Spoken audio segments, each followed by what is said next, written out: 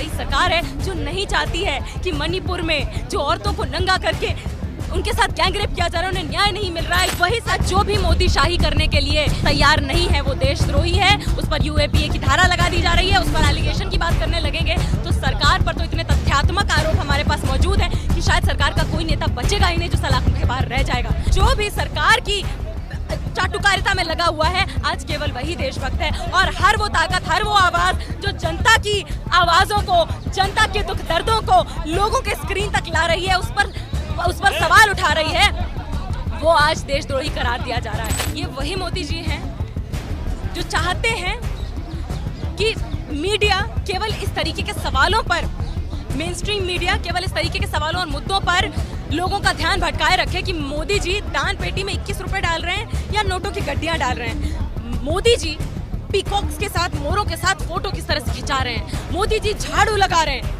मोदी जी का कि अगर हम स्वयं जो कहेंगे ना नार्सिसिज्म, स्वयं की वंदना, स्वयं स्तुति को अगर हम देख लें तो हमें पता चल जाता है किस तरीके से ये पूरा आज जो भी मोदी शाही करने के लिए तैयार नहीं है वो देशद्रोही है। उस पर यूएपीए की धारा लगा दी जा रही है, उस पर ईडी की रेड हो रही है, उस पर सूरज उगने के पहले उसको अरेस्ट कर लिया जा रहा है बिना अरेस्ट वारंट के, और उसको कुचलने की पूरी कोशिश की जा रही है। आप एक बात बताइए, ये जो आरोप लगाए गए हैं कि एनमिटी प्रमोट कर रहे हैं, आईपीसी की धाराओं के क्रिमिनल कंस्पिरेसी का आरोप लगाया गया है, यूएपीए का आरोप लगाया गया है जर्नलिस्ट पर, जिन पर ये छापे पड़े, जिनको हिरासत में लिया गया है बिना किसी वारंट के, बिना किसी ग्राउंड के, केवल एलिगेशन के बेसिस पर। एलिगेशन की बात करने लगेंगे तो सरकार पर तो इतने तथ्यात्मक आरोप हमारे पास मौजूद है कि शायद सरकार का कोई नेता बचेगा ही नहीं जो सलाखों के बाहर रह जाएगा। ये वही देश है जब सारे आंदोलन और सबूत मौजूद थे सेक्सुअल हैरेसमेंट के खिलाफ, तो सेक्सुअल हैरेसर्स को नई संसद की नींव रखने के लिए इनवाइट किया गया था, और वहीं पर लोकतंत्र की जो आवाजें थी यहाँ पर जंतर मंतर पर, अलग अलग जगह पर उनको कुचल के जेलों में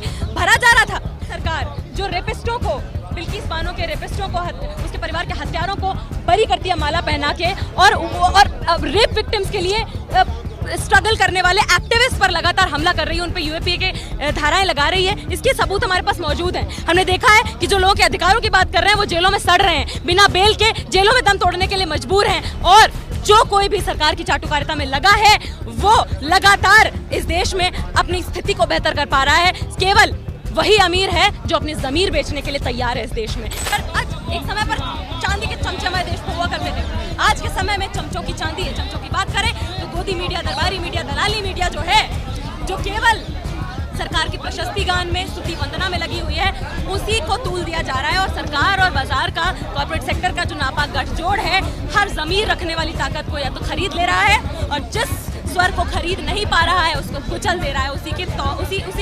उसी धारा में हमें ये न्यूज़ के जर्नलिस्ट पर ये अटैक सामने दिखाई पड़ता है। अभी तक के लिए इतना ही। ऐसे ही और खबरों को देखने के लिए हमारे चैनल को सब्सक्राइब करें और बेल आइकन दबाना ना भूलें, ताकि FSA की खबरें जो है आप तक पहले पहुंच सके।